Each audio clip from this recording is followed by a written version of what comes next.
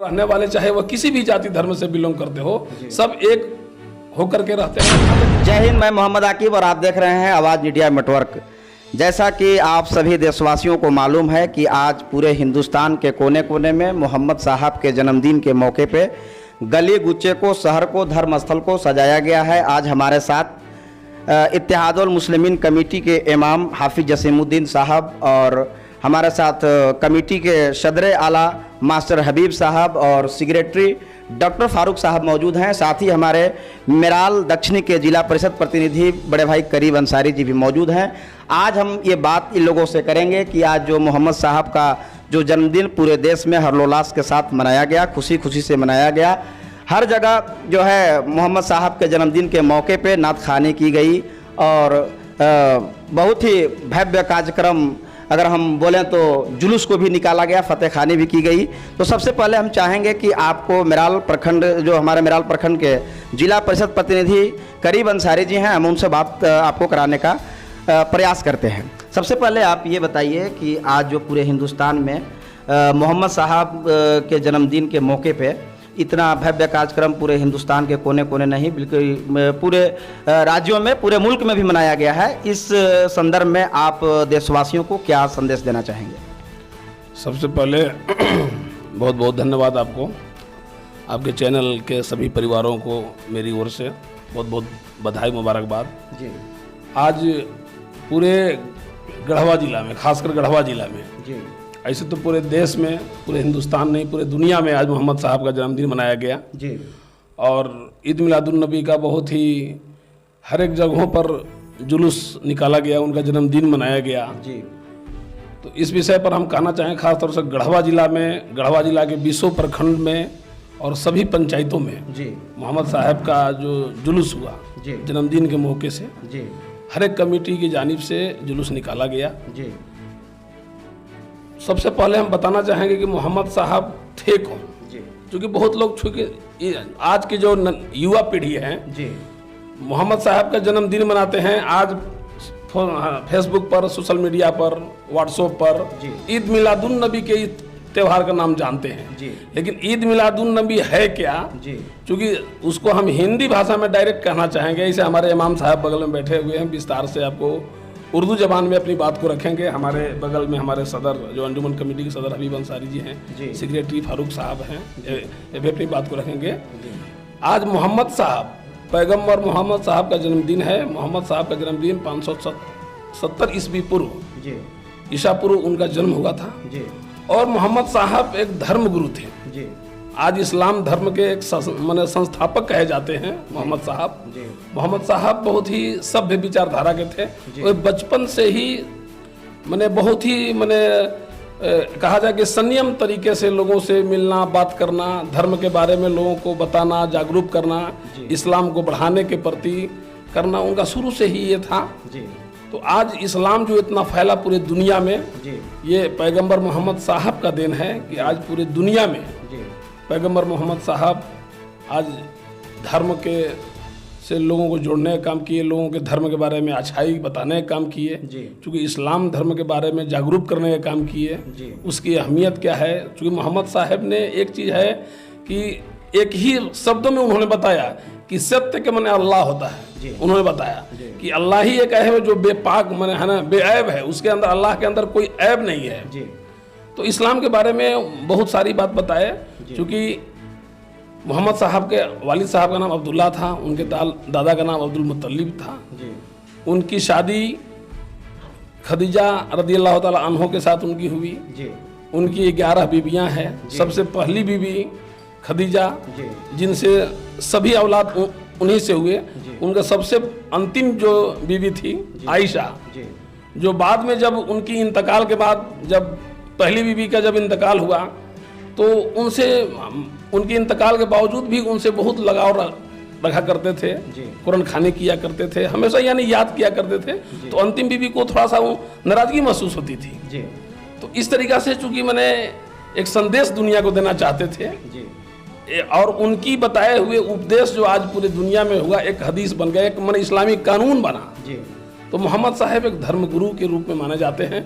और सबसे बड़ी खासियत बात यह है कि मोहम्मद साहब ने पूरी दुनिया में जितना भी धर्म हुआ, चाहे हिंदू धर्म हुआ, ईसाई धर्म हुआ, सिख धर्म हुआ, इस्लाम धर्म हुआ, किसी धर्म का उन्होंने विरोध नहीं किया। सभी जाति से सभी, हाँ, सभी धर्मों को उन्होंने सम्मान करते थे। उनका एक ही काम था कि गलत नहीं करना है, झूठ नहीं बोलना है, अत्याचार नहीं करना है, किसी के साथ शोषण नहीं करना है, हमेशा अच्छाई के रास्ते पर चलने के लिए उन्होंने अपना उपदेश दिए।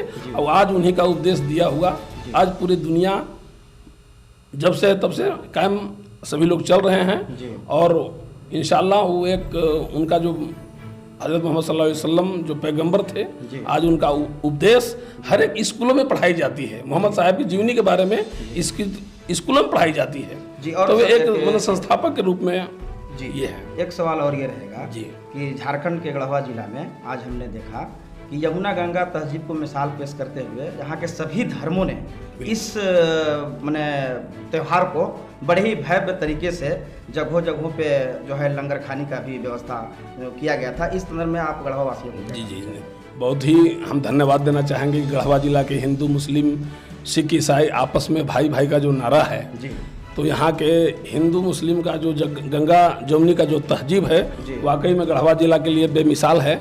आज आप देखेंगे गढ़वा रंका मोड़ पर लगभग समय 11 बजे जब जुलूस पहुँचा आपका गढ़देवी होते हुए, वहाँ से आने के बाद रंका मोड़ पर एक सभा हुई जिसमें मुख्य अतिथि के रूप में इस राज्य के सूबे के पेयजल एवं स्वच्छता मंत्री मिथिलेश कुमार ठाकुर भी थे।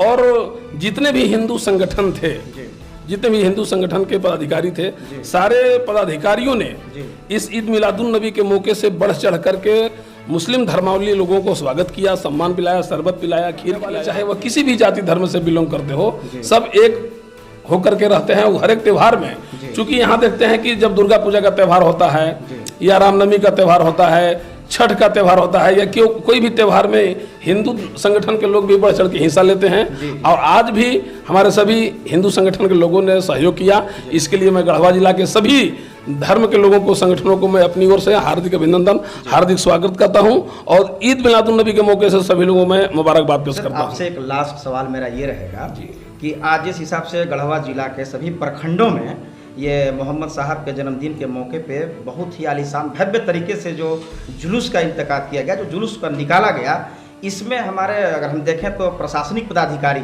लोगों का बहुत ही अहम रोल रहा। क्या आप प्रशासनिक पदाधिकारी को क्या बताना? बिल्कुल, सबसे पहले मैं गढ़वा जिला के जो हमारे पुलिस कप्तान दीपक पांडे जी, उन्हें मैं बधाई दूंगा कि वे अपने दिशा निर्देश के आलोक में एक शांति समिति के हर एक गढ़वा जिला के सभी थानों में बैठक करके सभी हिंदू मुस्लिम के साथ, जितना भी समाज के बुद्धिजीवी लोगों के साथ बैठक करके थाना में शांति समिति के बैठक कर से अपील किया था कि कहीं भी ईद मिलादुन नबी के जुलूस में कहीं से कोई खुराफात न हो, शांति का परिचय हो, गढ़वा जिला का जो इतिहास है वो बरकरार रहे।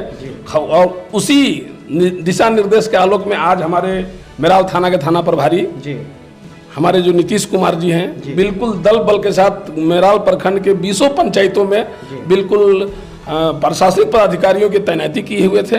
मैं खास तौर से मैं अपने थाना के नीतीश कुमार थाना प्रभारी महोदय को मैं मेराल प्रखंड के 20 पंचायत के मुस्लिम कमेटियों की ओर से उन्हें हार्दिक अभिनंदन, हार्दिक स्वागत करते हैं, बधाई देते हैं कि ऐसे पदाधिकारी अगर मेराल में रहें तो निश्चित तौर पर एक आपसी भाईचारा कायम रहेगी। धन्यवाद सर। एक लास्ट सवाल है सर आपसे कि जिस हिसाब से हमारे जो गुरु धर्म जिनको इमाम कहा जाता है, जिस हिसाब से ये पर्व को भव्य तरीके से जो मनाने का जो संकल्प लिए हुए हैं और जिस तरीके से मना रहे हैं, अगर मान के चलिए कि अगर हम बात करें अगर अगले वर्ष की, तो क्या इसमें और चढ़ बढ़ के?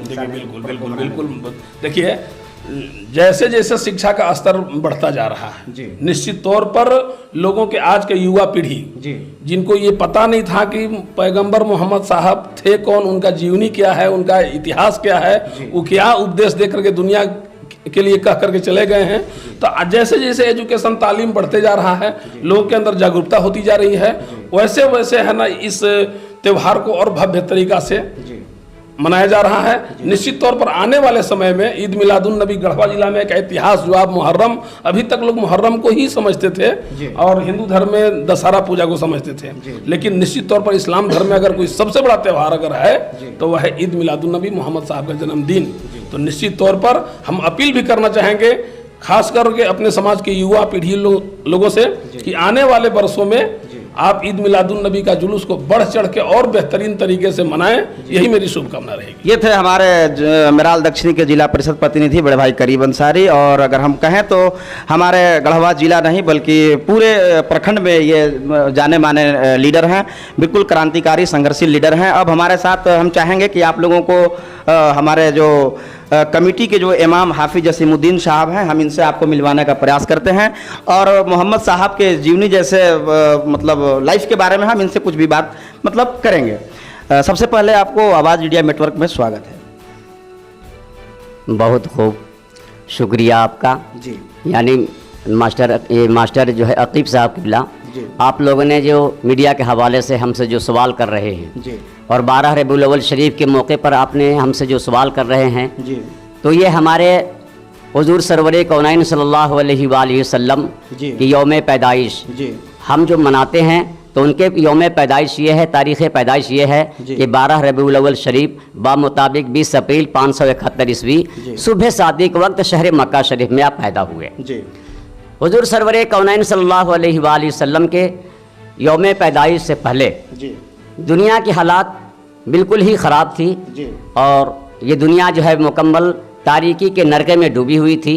जब हमारे सरकार हुजूर सरवर कौनैन की जब पैदाइश हुई तो आप सल्लल्लाहु अलैहि वसल्लम जो हैं आप कि सब के सब औरतों को हक को जो है हक दिलवाए और नाहक को बिल्कुल जो है दूर करते हुए हक रास्ते पे चलने की आपने जो है मुकम्मल कोशिश कराई और हम लोगों ने जो है मुकम्मल कोशिश करने किया।